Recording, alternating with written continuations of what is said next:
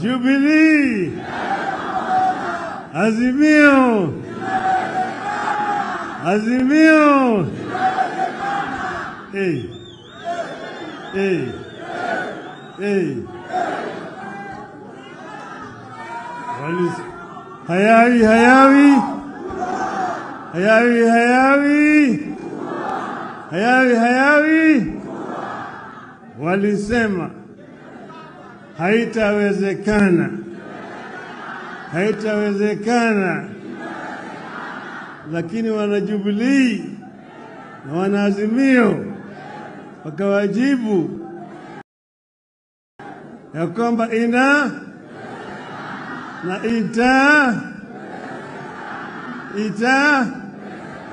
simefanyika sasa. Jubilee imefanya wajafanya, Azimio imefurahi hajafurahi. Sisi tumekuja hapa kama wanaazimio kuunga mkono ndugu wetu hapa wa Jubilee. Nataka kutoa shukrani sana kwa ndugu yangu Uhuru Muigai Kenyatta kwa kusimama imara na kuhepa vitisho vyote na kusema ya kwamba Jubilee itafanya mkutano siku ya leo. Sasa mimi nimesimama hapa kama mwanaazimio. Nataka kuongea sasa kwa niaba ya Azimio yote.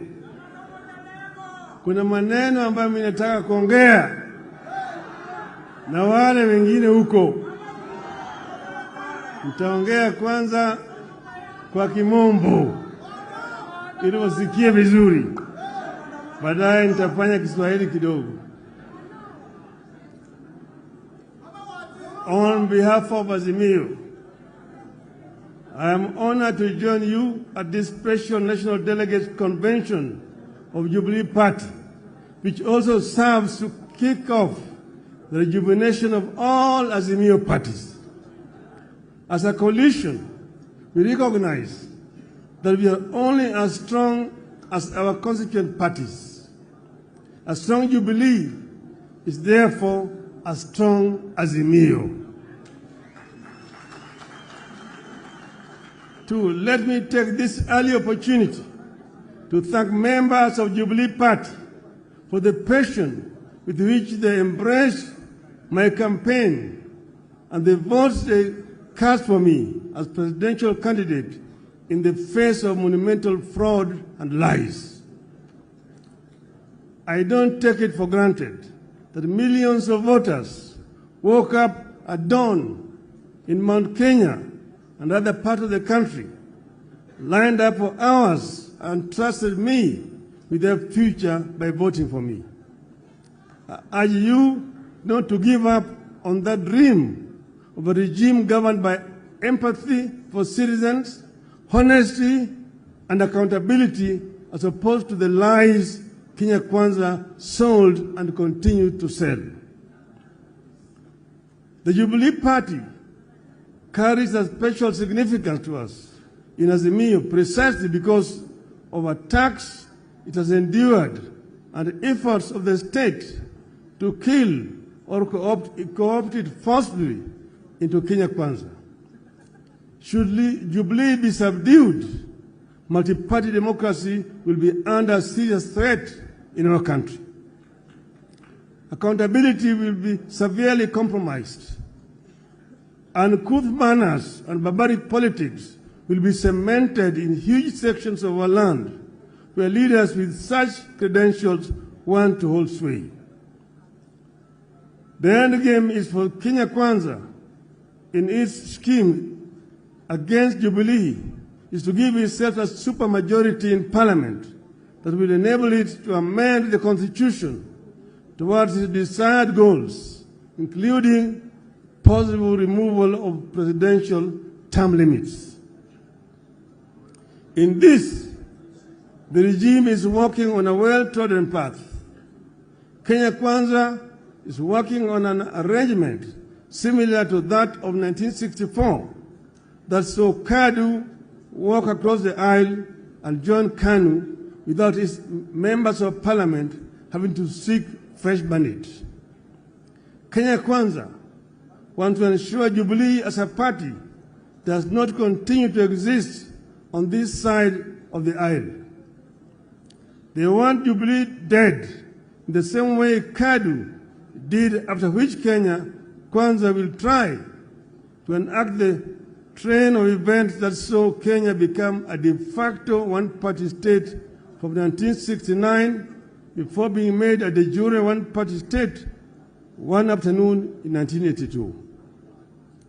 Kenyans need to appreciate that the desire to kill alternative forms of political organization is the initial step on the path to a full-blown dictatorship.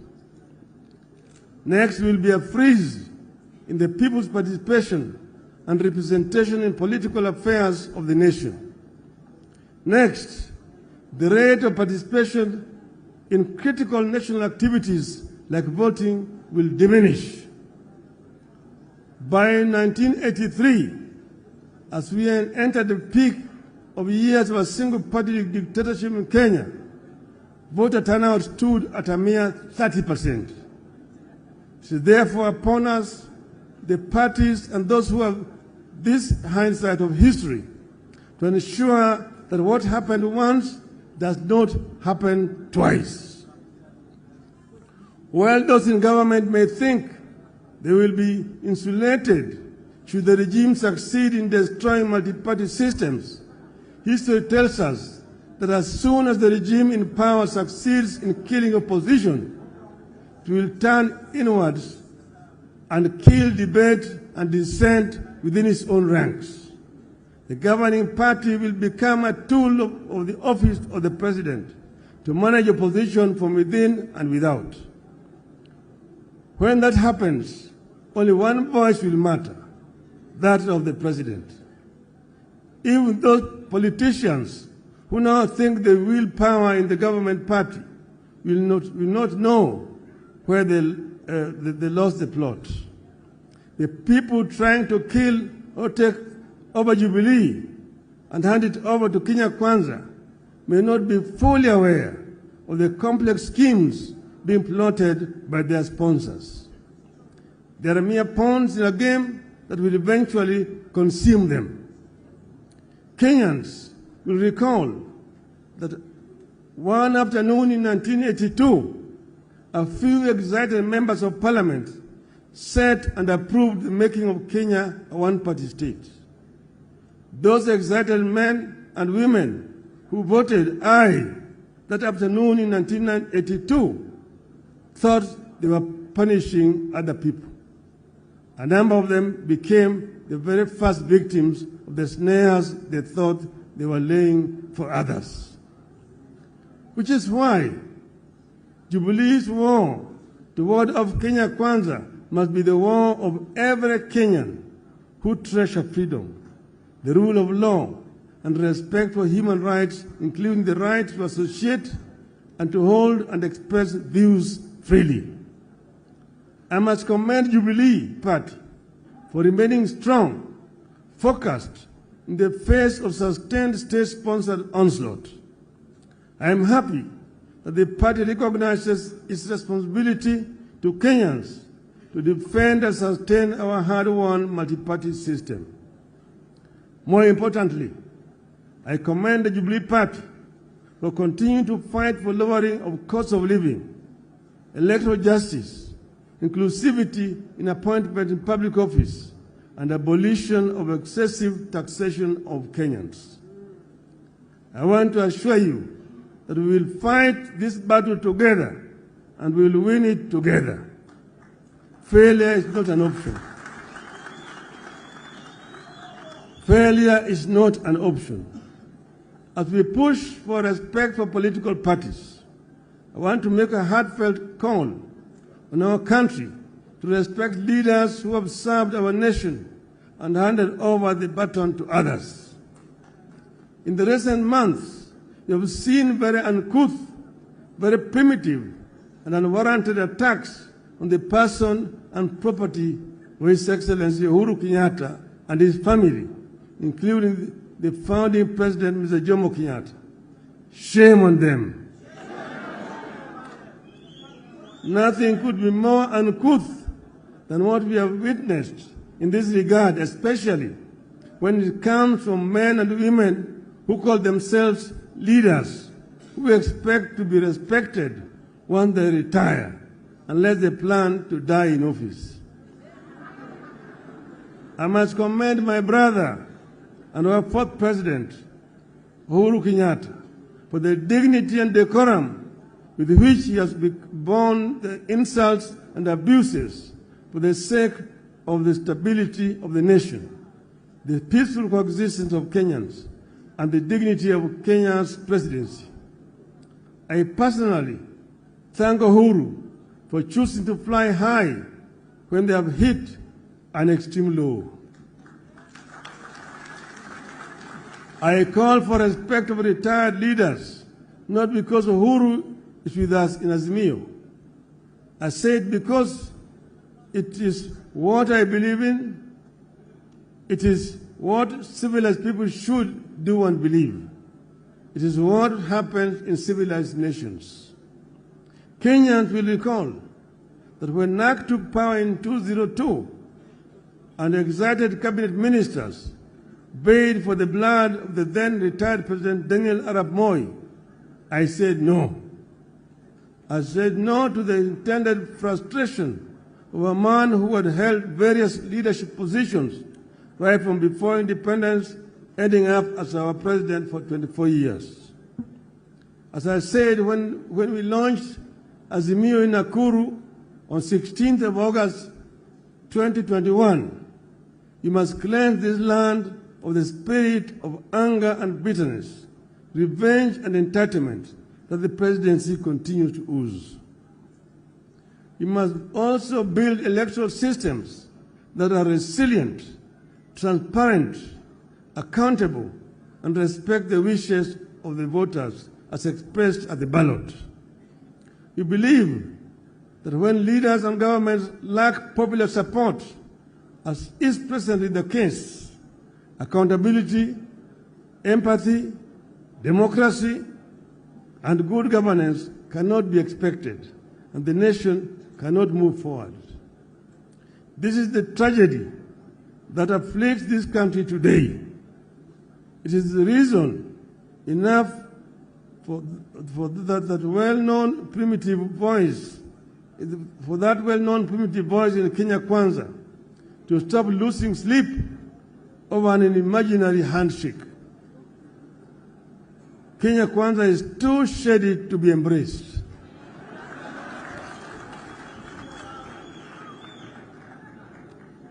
That is why we have agreed to give dialogue a chance.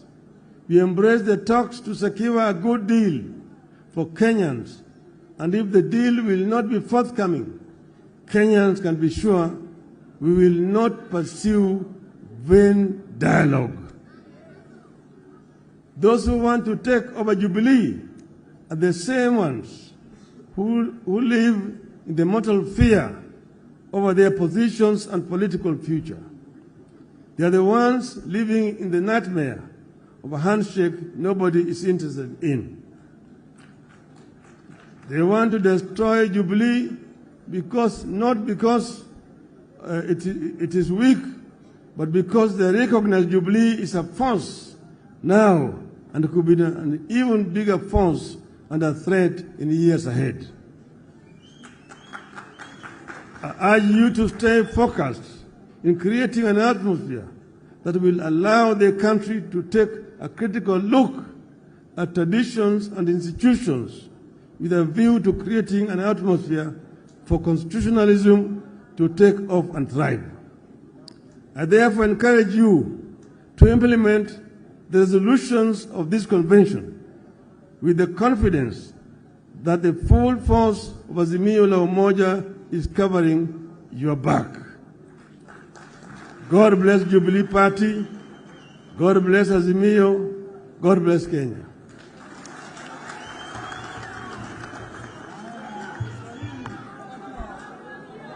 Haya. Sasa nitasema kwa muktasari. Swala nyeti ambayo tuko nayo hapa Kwanza ni mambo ya gharama ya maisha ambayo imepanda sana. Pili, bei ya unga imepanda, bei ya mafuta imepanda, bei ya sukari imepanda, hata karo ya shule imepanda na kodi ya nyumba. Sasa njia hiyo wanataka kuongeza ushuru. Juzi niliwaambia kwamba punda imechoka. Punda imechoka. Niliwaambia ya kwamba Wakenya hawawezi tena kumudu ushuru zaidi. Ile ambayo wanatoza wakati huu nataka yapunguzwe. Manake Waswahili walisema ati kibebasho kikivuja nafuu kwa mchukuzi. Kwa hivyo mambo gharama ya maisha tutazidi kupigana juu yake. Pili ni mambo ya uchaguzi, mambo ya saba. Tulisema mpaka saba ifunguliwe. Juzi nilipoambia wanasema saba ilifunguliwa. Nikauliza ilifunguliwa wapi? Wanasema mambo ya uchaguzi ilikwisha. Sisi kama Wazimio si watu ambao wanalalamika kwa hovyo.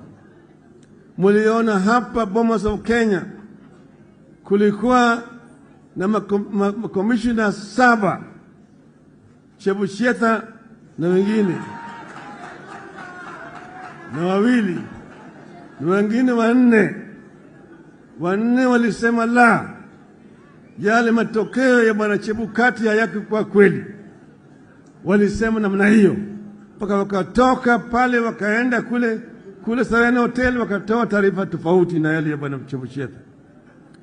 Kwa hivyo na baadaye jamaa kapiga firimbi na katoa matokeo ya uchaguzi wa halali. Kwa hivyo tunataka tuangalie hiyo saba ili tujue ni kitu gani iko ndani yake. Ukweli hiyo ni sharti mpaka ifanyike. Mpaka ifanyike. Tatu, tumesema hatutaki kuona kama watu wanaingilia mambo ya ndani ya vyama vya Azimio. Kwa upande mmoja wanasema wanataka kuimarisha multi-party democracy, badilisha weka ofisi ya kiongozi wa upinzani katika bunge. Kwa upande hii unaua Jubilee, unaingia ODM, kwa hivyo unaingia ndani ya Wiper. Tumesema hii hatutakubali. Wale ambao wameingia kwa biashara ya umalaya ya siasa, kama umeingia biashara ya umalaya ya siasa, jiuzulu. Ile tikiti ambayo ulipewa rudi kwa wananchi, uchaguliwe upya. Mimi nilipotoka katika chama changu cha Ford Kenya kaingia NDP, nilijiuzulu kwa bunge, nikarudi hapa kwa watu wa Lang'ata, wakanichagulia tena kama mbunge wa Lang'ata.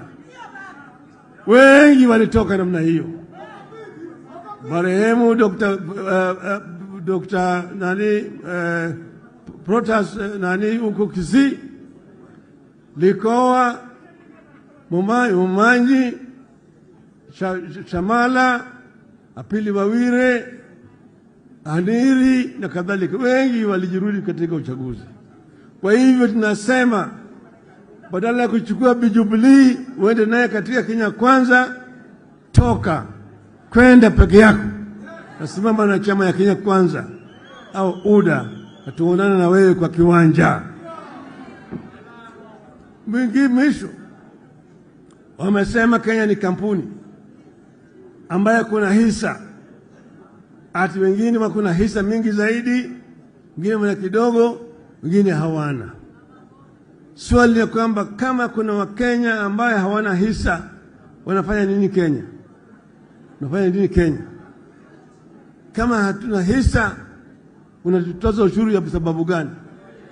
Unasema tulipe 3% ya pesa yetu na nyumba waweze kujengea sisi. Tumesema ikiwa kama nyinyi mnasema mambo ya hisa, Na tunataka Bwana Ruto atuambie mimi kama yeye anaunga mkono mambo ya Bwana Gachagua. Bwana Gachagua ndio naibu wake. Ukisema ya kwamba Kenya ni kampuni, basi sisi tutaki tunaenda kwa Umoja wa Mataifa tuseme tunataka self determination. We cannot be treated like second class citizens, that only those who voted for Kenya Kwanza are entitled to employment and entitled to services by this government. If that is the case, then the rest of Kenyans will ask for self-determination. Tumesema hao watu wamedhulumu Kenya zaidi. Kila siku wako kwenye runinga wanapiga kelele, wanabweka kwa Kenya. Sisi kama Wakenya hatuwezi kutishwa. Kwa hivyo kama nyinyi mnataka mazungumzo, tulisema mwezi moja. Sasa imebaki siku 14. Siku 14 imebaki. Kama yule kamati ya Otiende na yule mwenzake haiwezi kupata suluhisho kwa mambo matatu. Mambo ya gharama ya maisha. Pili, mambo ya sava. Na tatu ni mambo ya vyama ziwe huru. Tutarudi uwanjani. Na uwanjani sisi hatuwezi kutishwa. Tutasimama imara. Mko tayari? Angapi wako tayari? Nione mkono hapa.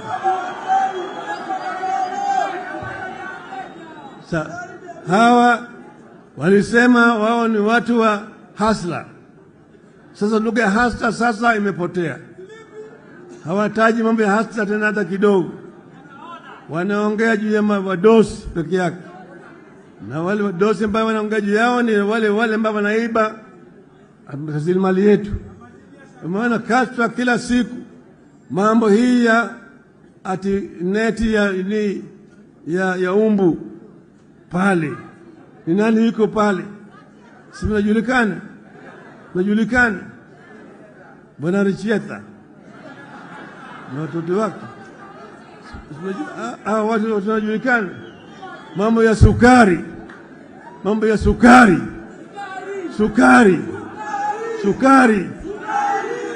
Sasa sisi tumesema mambo ya ufisadi mpaka iangaliwe na watu ambao wanahusika. Lakini wezi hawezi kwenda kushika wezi wengine. Mambo ya Shakahola.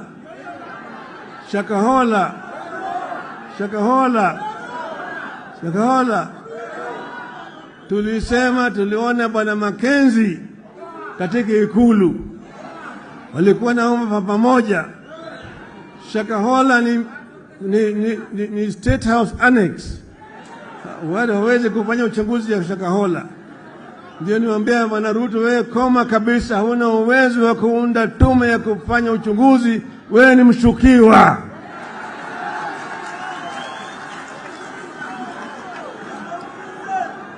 Na Bwana Gachagua ni mshukiwa na matu. Hao wote hawezi kufanya uchunguzi. Mimi nilienda Shakahola nikazuiliwa kuingia pale. Kwa sababu gani? Maana wanajua mimi nitaona ukweli huko. Sivyo? Kwa hiyo sisi tunasema Wakenya sasa wamechoka. Miezi 8 peke yake imetosha. Punda imechoka. Tunataka mabadiliko. Si mnataka mabadiliko? Wangapi wanataka mabadiliko? Nione mkono hapa. Jubilee. Azimio. Asanteni sana.